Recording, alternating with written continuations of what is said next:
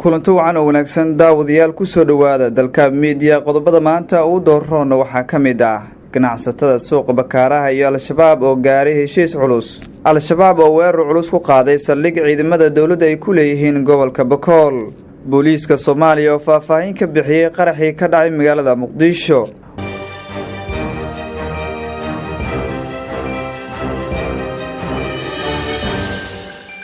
qodobadaas iyo qodobo kale ayaad ku daawan doontaan daawadayaal dalka media balse aan ku bilaabo magaalada Muqdisho. sida ay wararka sheegayaan heshiis culus ayaa wuxuu dhex maray ganacsatada suuqa bakaaraha iyo dagaalamayaasha al-shabaab oo dagaal kula jira dowladda federaalka Soomaaliya iyo ciidamada amisom ee ku sugan dalka.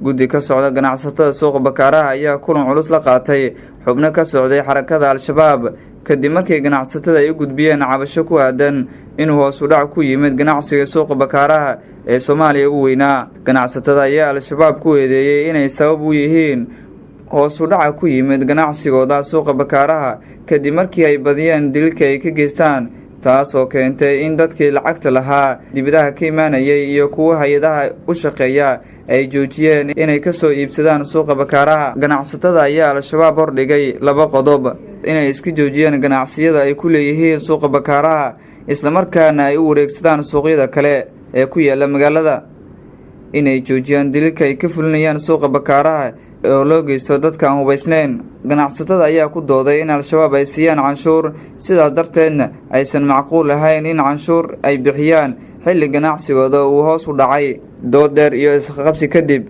al-shabaab iyo ganacsatada suuqa bakaaraha ayaa gaaray heshiis culus oo ku aadan oo ku saabsan howlgallada xarakada ay ka sameynayaan suuqa bakaaraha. labada dhinac ayaa ku heshiiyey inay al-shabaab joojiso dilka ay ka fuliso suuqa bakaaraha, sida dadka ka cabsada inay al-shabaab ku dilaan suuq oo ay ugu suurto gasho inay u soo ganacsi tagaan suuqa bakaaraha.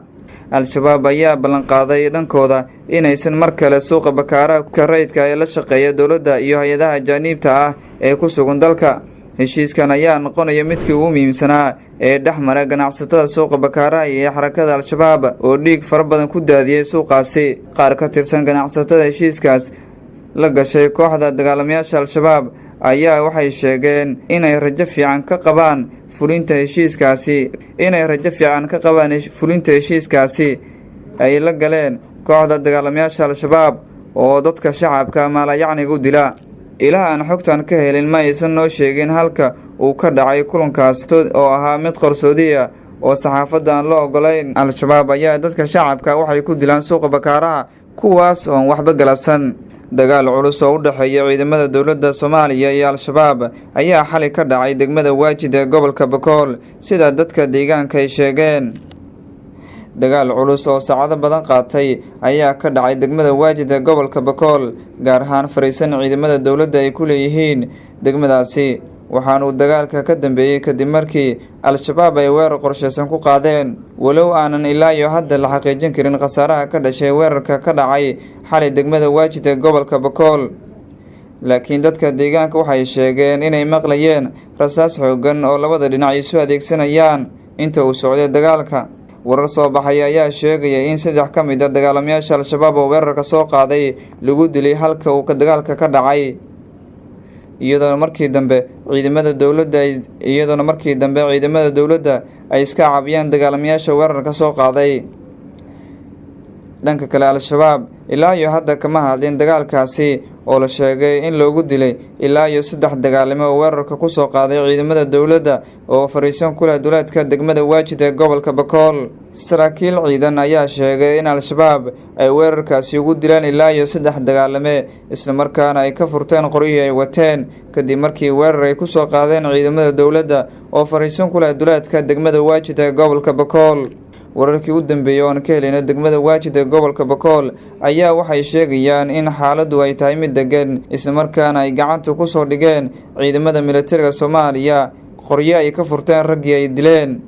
al-shabaab ayaa waxay weerar culus ku qaadaan mararka qaar fariismaha ciidamada dowladda ay ku leeyihiin gobolada dalka, kuwaasi oo markii dambe khasaare xoogan lagu gaarsiiyo. taliska ciidamada booliiska Soomaaliyeed ayaa ka hadlay qaraxii koowaad ee ka dhacay magaalada Muqdisho iyo waxyeelada ka dhalatay. taliye ku-xigeenka ciidamada booliiska Soomaaliyeed Zakiyo Xuseen ayaa shaacisay in qaraxa koowaad oo dhawaqiisa si weyn loogu maqlay magaalada Muqdisho uusan geysan waxyaalo badan. waxay sheegtay in qaraxa uu ahaa nooha laga buuxiyay waxyaabaha qaraxa kaasi oo la dhigay barxad ku taal dhabarka dambe ee iskaashtooyinka oo u dhow madaxtooyada Soomaaliya. abaara 7 habeenimo ayaa baabuur noociisu yahay Toyota Noha ku qarxay meel barxad oo la dhigay kuna taala dhabarka dambe iskaashtooyinka gaadiidka ee degmada Xamarweyne ayay tiri Taliye Zakiye. sidaan waxa xaqiijinay wax khasaare nafeed ama dhaawac ma jiraan, waxaan isla goobta lagu qabtay 2 qof oo lagu tumayo in falka ay ku lug leeyihiin iyo ninkii baabuurka qaraxa watay. wixii soo kordha waa idin soo socodsiin doonaa ayay tiri Taliye Zakiye.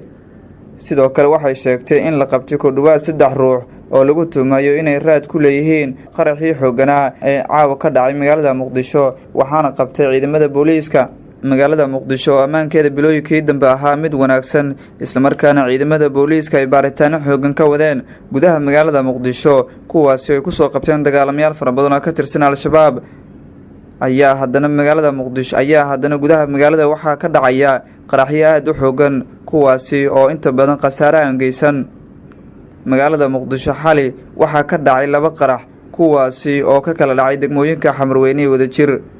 sida ay sheegeen booliiska Soomaaliya, qaraxa koowaad ayaa wuxuu ka dhacay meel u dhow madaxtooyada Soomaaliya kadib markii gaari waxyaabaha qarxa laga soo buuxiyay lana dhigay meel barxad oo ku taala dhabarka dambe iskaashtooyinka, kaasi oo booliiska Soomaaliya uu sheegay inuu san geysan wax khasaare kadibna ay qabteen dadkii ka dambeeyay gaarigaasi. dhanka kale wuxuu qarax ka dhacay degmada Wadajir kaasi oo la sheegay inuu ahaa gaari mid lagu xiray isla markaana uu geysan wax khasaare sida ay sheegeen dadka deegaanka. ammaanka magaalada Muqdisho ayaa bilooyinkii dambe ahaa mid aad u soo hagaagaya iyadoo ciidamada booliiska Soomaaliya ay baaritaano xoogan ka wadaan xaafadaha degmooyinka gobolka Banaadir iyo wadooyinka magaalada Muqdisho kuwaasi ay baaritaano xoogan ku sameynayaan gaadiidka iyo dadka shacabka intaba. guud ahaan intaas ayaan ku soo gabagabeynayaa daawadayaal warkii aad ka daawanayseen dalka media. intaan warkan oo kale aan ku kulmi doono sidaas iyo nabadgelyo.